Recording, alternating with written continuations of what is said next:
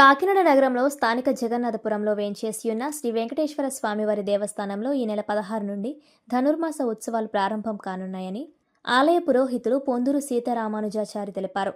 ఆలయ కమిటీ ఆధ్వర్యంలో ఆలయ కార్యనిర్వహణ అధికారి సత్యవాణి పర్యవేక్షణలో ధనుర్మాస ఉత్సవాలకు ఏర్పాట్లు చేయడం జరిగిందన్నారు. డిసెంబర్ 16 నుండి జనవరి 14 వరకు స్వామివారికి ధనుర్మాస ఉత్సవాలు నిర్వహించడం జరుగుతుందన్నారు. ఉత్సవాలలో భాగంగా ఈ నెల 30వ తేదీ వైకుంఠ ఏకాదశి పురస్కరించుకుని ప్రత్యేక పూజలు నిర్వహించడం జరుగుతుందన్నారు. అలాగే సంక్రాంతి సమయంలో గోదా కళ్యాణం కూడా స్వామివారికి నిర్వహించడం జరుగుతుందన్నారు.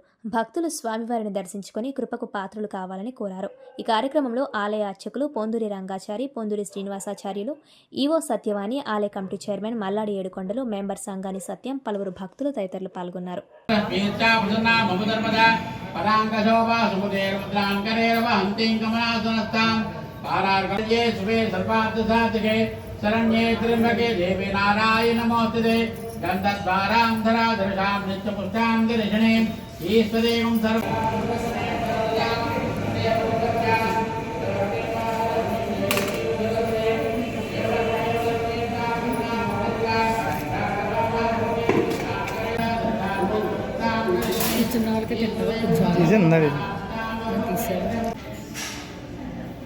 వెళ్తారా గురుగారు?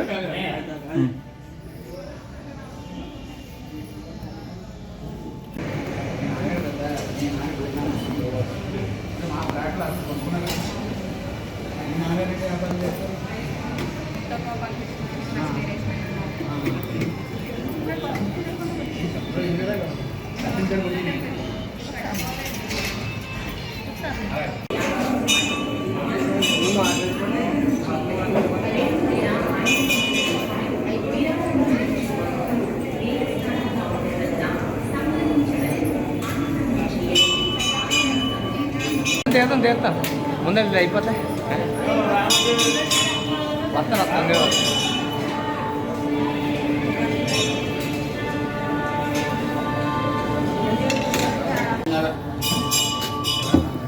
ఒక్క నిమిషాలు అన్నా.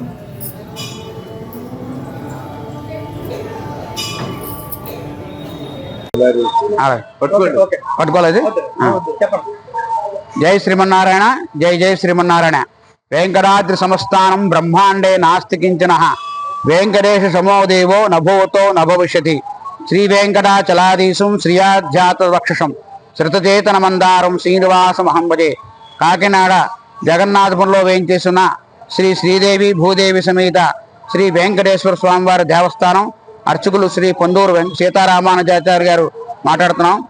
ఈ నెల 16వ తారీఖు నుంచి సుమారు రేపు డిసెంబర్ 16 మంగళవారం నుంచి జనవరి 14 బుధవారం వరకు కూడా ధనుర్మాస మహోత్సవాలు అతి వైభవంగా జరగబడతాయి.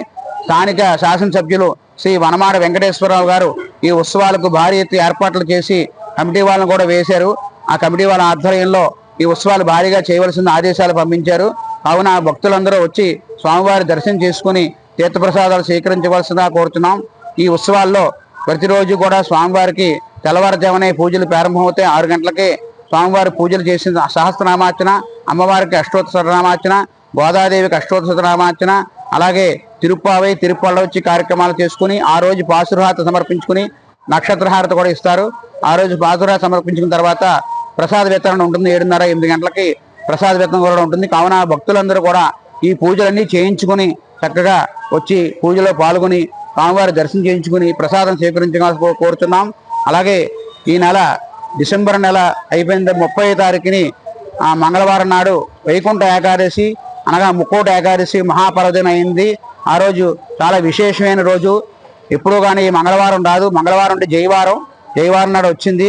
చాలా సంతోషంగా తెల్లవారుజామున 2:30-3 గంటలకి ఆలయం తెరిచి స్వామివారికి నిత్యార్చనలు, విశేషార్చనలు, వేడా సేవలు అన్ని కార్యక్రమాలు పూర్తి చేసుకుని సుమారు 4:30 గంటల నుంచి 5 గంటల వరకు 5 గంటల నుంచి స్వామివారికి దర్శనం ప్రారంభిస్తారు. సర్వదర్శనం, శీఘ్ర దర్శనం, అంతరాలయ దర్శనం 3 దర్శనాలు ఉంటాయి. ఎవరికి సౌలభ్యంగా ఉంటే ఆ దర్శనాలకు కూర్చుని దర్శనం చేసుకోవాల్సిందిగా కోరుతున్నాం. సుమారు 18 గంటలు 20 గంటలు దేవాలయం తెరిచే ఉంటుంది. కావున భక్తులు ఎవరు కంగారు పడకుండా చక్కగా క్యూ లైన్లో నించుని స్వామివారి దర్శనం చేసుకుని అందరికీ ప్రసాదం అందేలాగా ఈ కాకినాడ శాసనసభ్యులు వనమాడ వెంకటేశ్వరరావు గారు, ట్రస్ట్ బోర్డు నంబర్లు అందరూ కూడా ఈ ప్రసాదం అందేలాగా అందరికీ ఏర్పాట్లు చేస్తున్నారు. భారీ ఎత్తున ఏర్పాటు అందరికీ మంచినీటి సదుపాయం, అన్ని సదుపాయాలు చేస్తున్నారు. కావున భక్తులు ఎవరు తొందరపడకుండా అందరూ స్వామివారి దర్శనం చేసుకుని ప్రసాదం స్వీకరించి మరి వెళ్ళవలసిందిగా కోరుతున్నాం. జై శ్రీమన్నారాయణ, జై జై శ్రీమన్నారాయణ. అలాగే జనవరి 14వ తారీఖు బుధవారం శ్రీ గోదా రంగనాయకుల కళ్యాణ మహోత్సవం అతి వైభవంగా జరగబడుతుంది. సాయంత్రం 7 గంటలకు దంపతులుగా ఉభయదాతలుగా కూడా కూర్చోవచ్చు. 900 రూపాయలు టికెట్ పెట్టారు. దాని ఉభయదాతలుగా చెల్లించి దానికి కూర్చుని కళ్యాణం చేసుకోవాల్సిందిగా కూడా కోరుతున్నాం.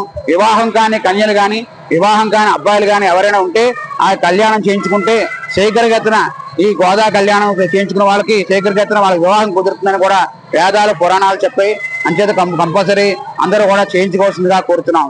జై శ్రీమన్నారాయణ, జై జై శ్రీమన్నారాయణ.